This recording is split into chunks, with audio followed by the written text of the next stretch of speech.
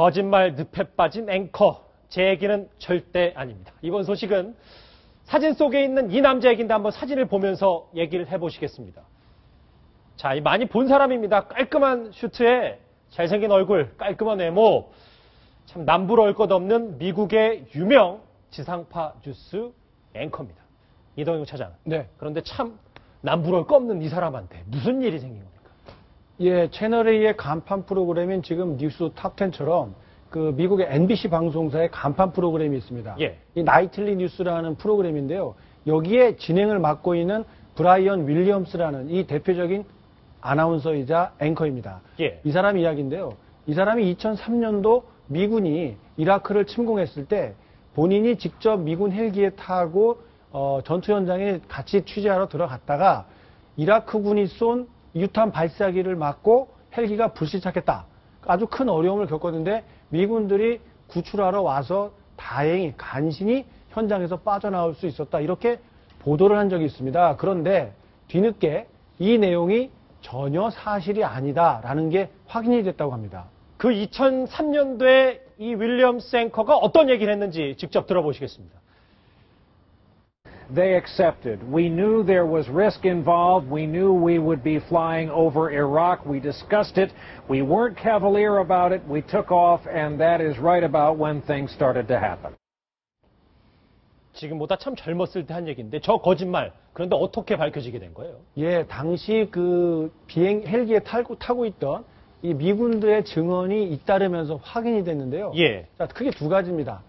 이 어떤 내용이냐면 첫 번째는 이 윌리엄스가 당시 헬기를 타고 있지 않았다라는 이야기고요.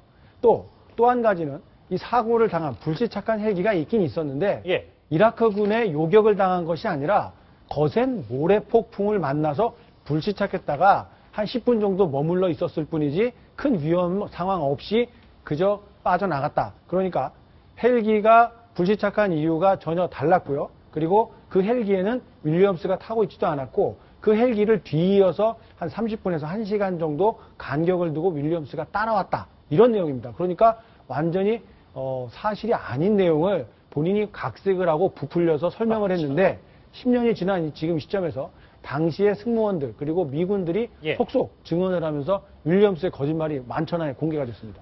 12년 뒤에 다시 스튜디오에 앉은 이 남자가 사과를 했습니다. 뭐라고 했을까요? 들어보시죠. Who were also in that desert.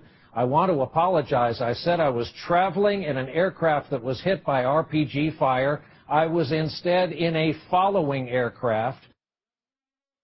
글쎄요. 제 생각에는 사과도 좀 당당하게 하는 것 같다는 생각도 드는데. 조수인 차장. 네. 모르겠습니다. 저 얘기를 들으면 저 사람의 문제뿐만 아니라 뉴스 자체 신뢰도도 좀 타격이 많이 받아서 걱정이 되는데 오늘 참 조수인 차장한테 언론인에 대한 질문을 많이 합니다. 네. 저거는 어떻게 봐야 될까요? 그렇죠. 아무래도 그 MBC의 간판 프로그램이고 이 앵커가 지금 진행하는 프로그램이 동시대의 어떤 그 뉴스 프로그램을 쭉 보면 압도적으로 시청률이 굉장히 높습니다. 동시간대 최고군요. 네, 예. 그렇습니다. 그렇기 때문에 이 앵커의 거짓말은 이 MBC의 공신력과도 직결이 될 수밖에 없습니다. 참 이 거짓말은 어떻게 할 수가 없습니다. 실수까지 유명 앵커까지 낙마시키버린 이 거짓말까지 알아봤습니다.